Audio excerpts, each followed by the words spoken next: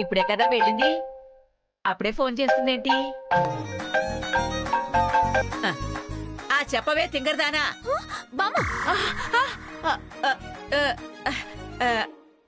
క్షమించి ప్రియా, నీ మొగుడు అంటుంటే విని విని తొందరగా నా నోట్లో అలా వచ్చేసిందే.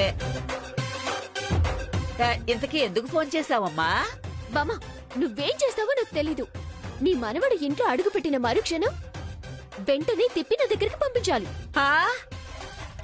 నీ దొంపదగా తిరిగి పంపించమని నాకు ఫోన్ చేసి చెప్పే బదులు అక్కడ ఉంచుకోవచ్చు కదే. ఎలా ఉంచుకోమంటావు? అదెవరితో గాని 10 నిమిషాలకు ఒకసారి ఫోన్ చేస్తుందే.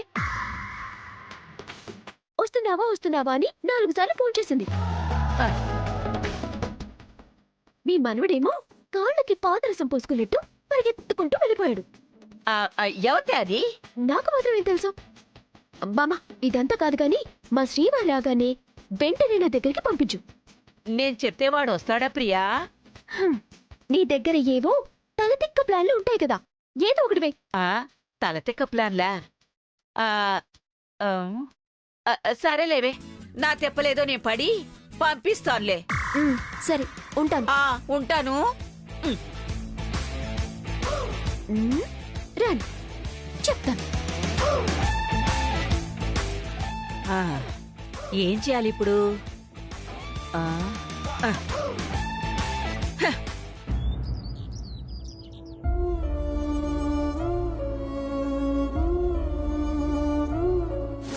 మెట్టినింట్లో చేసిన తప్పుల్ని సరిదిద్దుకుని తిరిగిరా.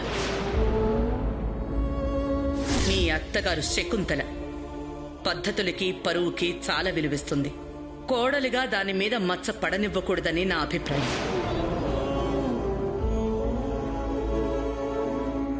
అక్క, వంట చేస్తున్నావా? త్వరగా చేయక్క, నాకు ఆకలేసిస్తుంది.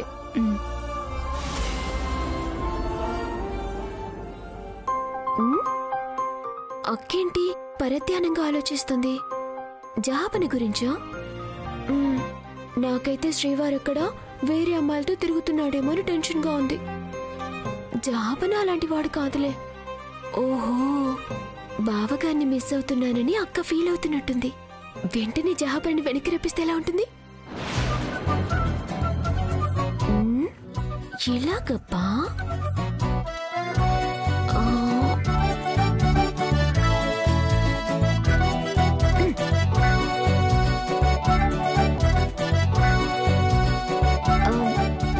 అక్క, త్వరగా చేయవంట.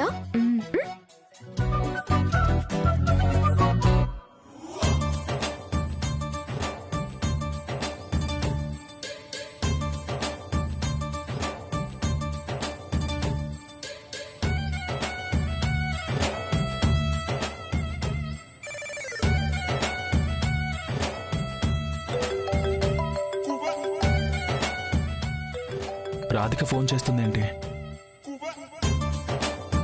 చెప్పు రాధిక.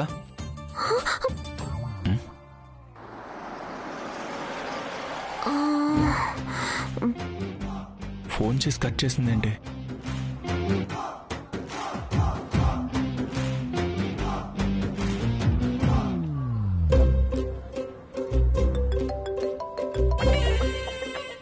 చెప్పు రాధిక.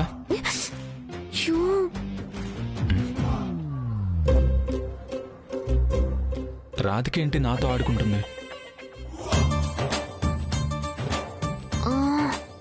నేను అక్కలా మాట్లాడి జహాపరిని రప్పించాలి, కానీ ఎలా?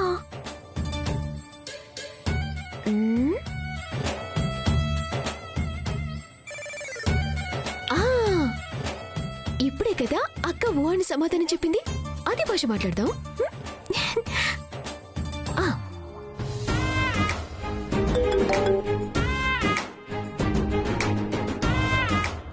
ఫోన్ చేసి మాట్లాడవేంటి రాధిక? ఎందుకు కట్ చేస్తున్నావు? ఊ అంటే ఏంటి దాని అర్థం?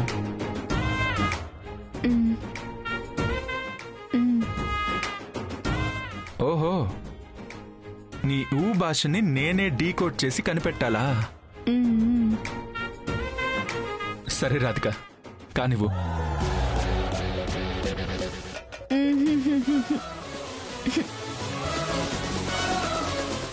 ఓ నన్ను మిస్ అవుతున్నావా? ఇప్పుడే కదా రాధిక నిన్నక్కడ డ్రాప్ చేసి వచ్చాను. ఓ అయినా సరే మిస్ అవుతున్న ఫీలింగ్ ఉందా?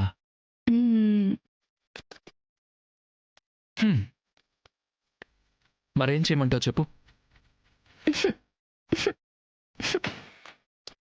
ఓ వెంటనే వెనక్కి వచ్చేయాలా? రాధిక నాకు ఆఫీస్ వర్క్ ఉంది. ఓ అలిగావా?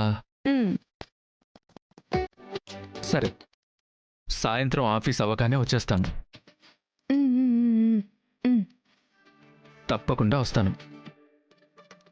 కానీ అత్తయ్య గారు ఏమన్నా అనుకుంటారేమో రాధిక. పైగా ప్రియా కూడా అక్కడే ఉంది. తను అసలే అల్లరి పిల్ల. పెళ్ళాన్ని చూడకుండా ఉండలేకపోతున్నావా జహాపనా అని నన్ను ఆట పట్టిస్తుంది.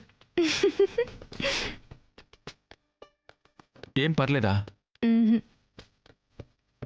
సరే వస్తానులే. రాధిక 1 minute. బాబోయ్ ఫోన్ కట్ చేయకపోతే చేపని శృతి మించేలా ఉన్నాడే. హలో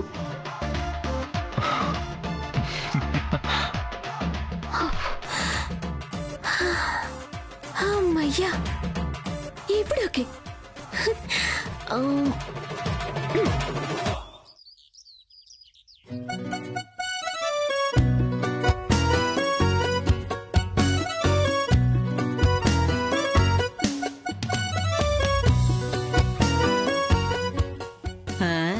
ప్రియా ఫోన్ చేసి అమ్మని తన దగ్గరికి పంపమని చెప్పింది. వీడేమో మొండోడు, పంపకపోతే అది అలుగుతుంది. వెళ్ళమంటే వీడి కోపం, కరవమంటే కప్ప కోపం, విడవమంటే పాము కోపంలా ఉంది నా పరిస్థితి. ఇప్పుడు ఏం చేయాలి? అమ్మమ్మా ప్రియాని వదిలేసి వచ్చాను. ప్రియాని వదిలేసి వచ్చావా? వదిలించుకుని వచ్చావా? అమ్మమ్మా నువ్వు ప్రియా ఏది తిన్నగా మాట్లాడరా? అన్ని డబుల్ మీనింగ్ లా మాట్లాడతారు.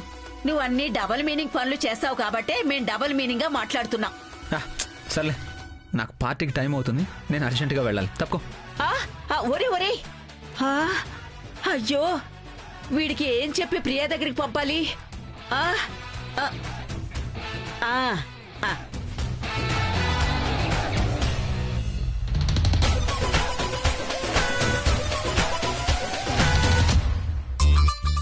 ఒరే మనవడా. ఏంటమ్మమ్మా? ఒక సమస్యరా. ఏంటా సమస్య? ప్రియా ప్రియా సమస్య అని తెలుసు కదా, మళ్ళీ ప్రత్యేకంగా చెప్పడం ఎందుకు? అది కాదురా, నువ్వు ప్రియా దగ్గరికి వెళ్ళాలి. ఎందుకు? ఇప్పుడేగా అక్కడి నుంచి వచ్చాను. ఇదిగో ఈ బ్యాగ్ ఇవ్వాలి. ఇందాకేం చేసిందంట మరి? పాపం మర్చిపోయిందిరా. నాకు కుదరదమ్మమ్మా, నా కోసం అందరూ వెయిట్ చేస్తున్నారు, నేను పార్టీకి వెళ్ళాలి. నువ్వు అలా అంటే ఎలారా? ఆ అమ్మాయి ఇబ్బంది పడుతుంది. అయితే నన్ను ఏం చేయమంటావు? అలా అనుకున్నా, వెళ్ళు. ఏంటమ్మమ్మా నువ్వు? ఆషాఢ మాసం అని పుట్టింటి దగ్గర దింపొచ్చిన భార్య దగ్గరికి నేను వెంటనే వెళ్ళాననుకో, చుట్టుపక్కల వాళ్ళందరూ చూసి ఏమనుకుంటారు? భార్య కొంగు పట్టుకుని తిరిగే మొగుడు అనుకోరు? పైన ఎవరుంటారు? పిన్ని నాన్న ఉంటారు. వాళ్ళు కాదురా, ఇంకా పూర్తిగా పైన ఎవరుంటారు చెప్పు? శివుడు ఉంటాడు. శివుడి తల మీద ఎవరుంటారు? చంద్రుడు ఉంటాడు. అదే ఆ చంద్రుడు నడినెత్తి మీదకి వచ్చినప్పుడు నువ్వు ప్రియా దగ్గరికి వెళ్ళావనుకో, అప్పుడెవరు చూడరు. అంటే ఏంటి? నన్ను ఇప్పుడు దొంగలా వెళ్ళమంటావా? సర్లే అమ్మమ్మ, నా తిప్పలేవో నేను పడతాను గాని ఆ బ్యాగ్ ఇటు నేను వెళ్తాను. ఇదిగో.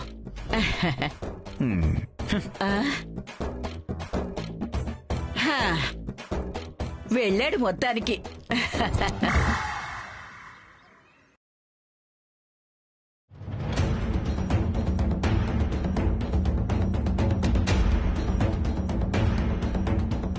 చెప్పండి మేడం. లాయర్ శ్రీనివాసమూర్తి అంటే ఎవరు? సారీ మేడం, ఆయన లేరు మేడం, బయటికి వెళ్ళారు. కలవడానికి రమ్మన్నారు, అందుకే వచ్చాను. మీరెవరు? నేను లాయర్ జూనియర్ మేడం. పనేంటో చెప్పండి మేడం, నేను చేసి పెడతాను.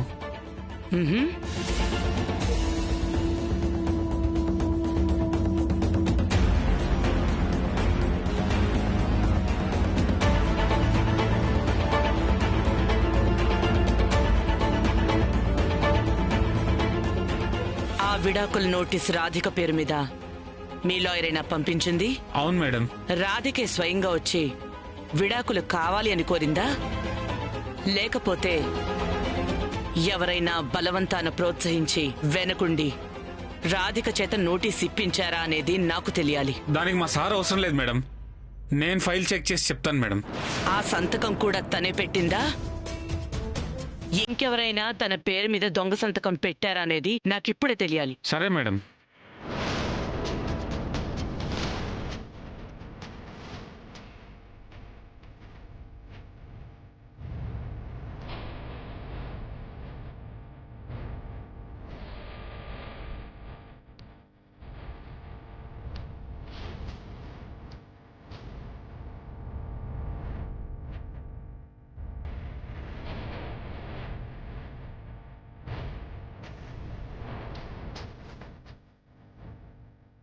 ఓహో, ఈ నోటీస్ అమరైన వ్యక్తి పంపాడా మేడం? యాక్చువల్గా ఎక్స్క్యూజ్ మీ, ఎవరు మేడం మీరు? నేను మా సార్ మేడం, శ్రీనివాసమూర్తి గారు. ఓ, మీరేనా శ్రీనివాసమూర్తి అంటే? అవును.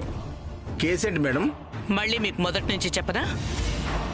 సార్, రాధిక విడాకుల కేసు డీటెయిల్స్ అడగడానికి వచ్చారు. ఆ నోటీస్ ఎవరు పంపారు, ఎవరు సంతకం పెట్టారో తెలుసుకోవడానికి వచ్చారు. సారీ మేడం, ఆ డీటెయిల్స్ మీకు చెప్పడానికి కుదరదు. అవి మేము సీక్రెట్గా ఉంచుతాం. నేనెవరో మీకు తెలుసా? మీరు ఎవరైనా సరే మేడం, ఆ వివరాలు చెప్పడానికి మా రూల్స్ ఒప్పుకోవు. ఆహా, మీకెంత డబ్బు కావాలో చెప్పండి, ఇస్తాను. డబ్బులు తీసుకుని కేసు వాదిస్తాం కానీ డీటెయిల్స్ చెప్పడం మాత్రం కుదరదు. మీరు వెళ్ళొచ్చు. ఈ రాజేశ్వరి గురించి తెలియక మీరు తప్పు చేస్తున్నారు. మేం కేసులు వాదిస్తాం కానీ రూల్స్ బ్రేక్ చేసి తప్పులు చేయమని చెప్తున్నాను, అంతే మేడం. అవునా? చూస్తాను, అది కూడా చూస్తాను. ఇటుపు.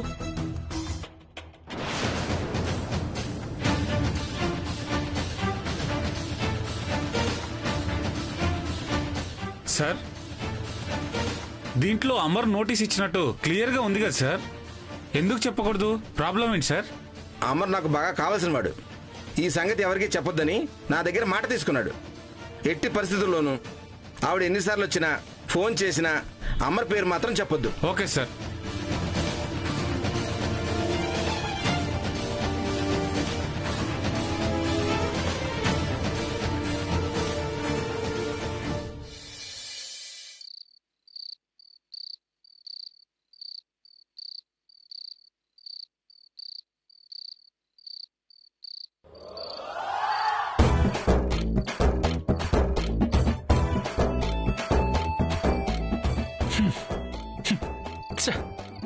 ఇంత బతుకు బతికి గేటు దూకడం ఏంటో.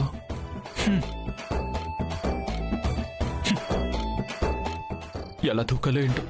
ఇప్పుడు రాతికి కదా రమ్మని చెప్పింది, పైగా అని సీక్రెట్గా చెప్పింది. అత్తయ్య గారు చూస్తే బాగోదు కాబట్టి గోడ దూకి వెళ్ళక తప్పదు.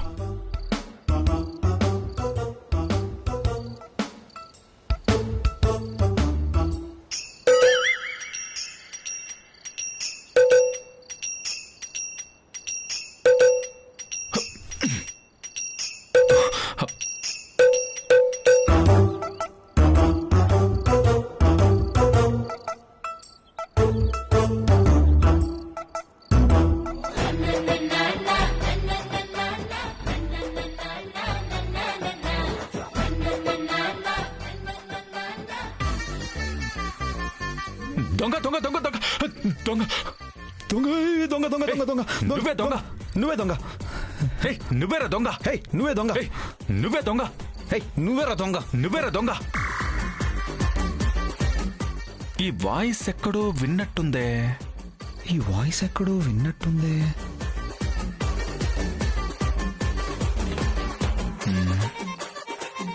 హే కైలాష్, అమర్, హే కైలాష్, హే అమర్, హా, కైలాష్.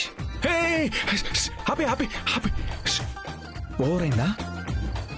చాలా ఓవర్ అయింది. సరే పద వెళ్దాం.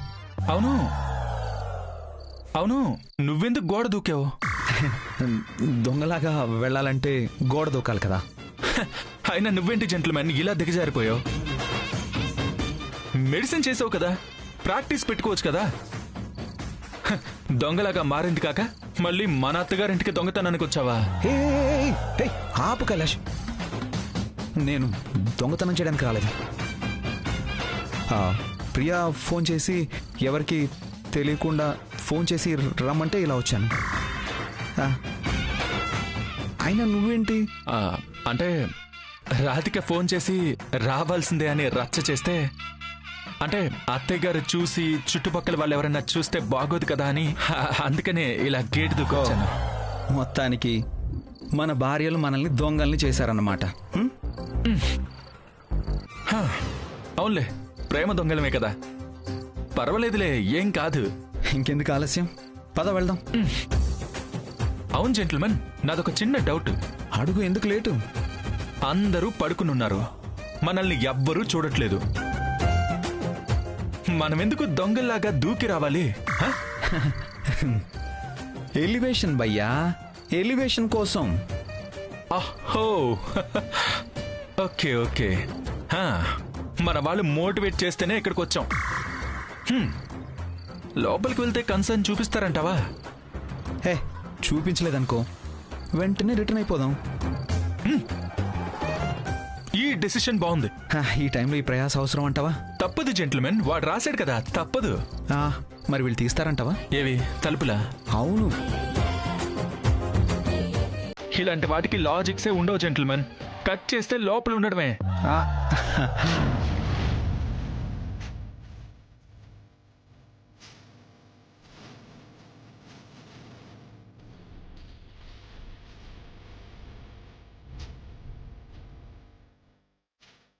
కైలాష్, ప్రియా ఏ రూమ్ లో ఉంటుంది? సినిమాల రూల్స్ ప్రకారం నాకు తెలిసి చిన్న అమ్మాయి పైన గదిలో ఉంటుంది, పెద్ద అమ్మాయి కింద గదిలో ఉంటుంది. అయితే నేను పైన రూమ్ లోకి వెళ్తాను. చెప్పేదేముంది, నేను కింద గదిలోకి వెళ్తాను, నువ్వు పై గదిలోకి వెళ్ళు. Okay okay, all the best.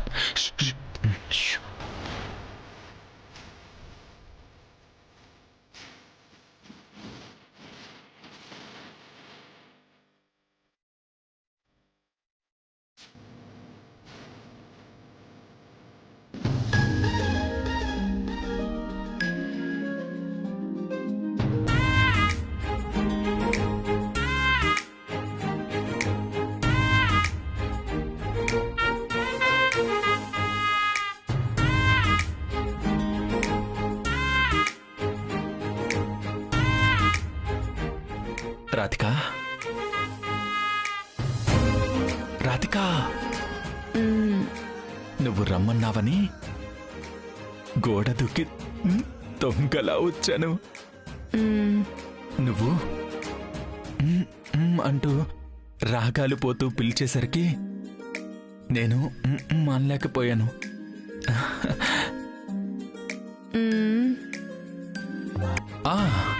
ఇదిగో అచ్చం ఇలాగే. రాధిక, నువ్వు ఫోన్ చేసిన దగ్గర నుంచి నీ దగ్గరికి ఎప్పుడెప్పుడు వస్తానా అని నా మనసు ఆరాటపడుతూనే ఉంది. నా మీద నీకెంత ప్రేముందో నీ మీద నాకు అంతకన్నా ఎక్కువ ప్రేమే ఉంది.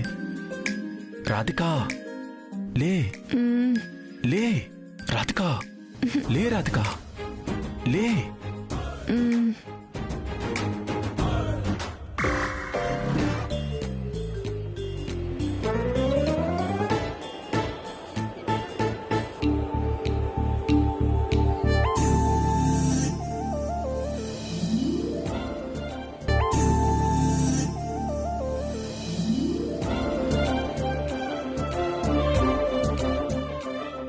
ప్రియా, ప్రియా, ప్రియా, ప్రియా, హే ప్రియా, నీకోసం ఇలా వచ్చే రోజు వస్తుందని నేనెప్పుడు అనుకోలేదు తెలుసా. యా, ఎవరైనా చూస్తారని గోడ దూకి మరీ వచ్చాను. అందరూ పడుకున్నట్టున్నారు, ఇంకా నయం ఎవరు చూడలేదు. ప్రియా, హే ప్రియా, ప్రియా, ఇదేంటి దిండు? ఇంతసేపు దిండుతో మాట్లాడానా? మరి ప్రియా ఎక్కడా? రాధిక, రాధిక.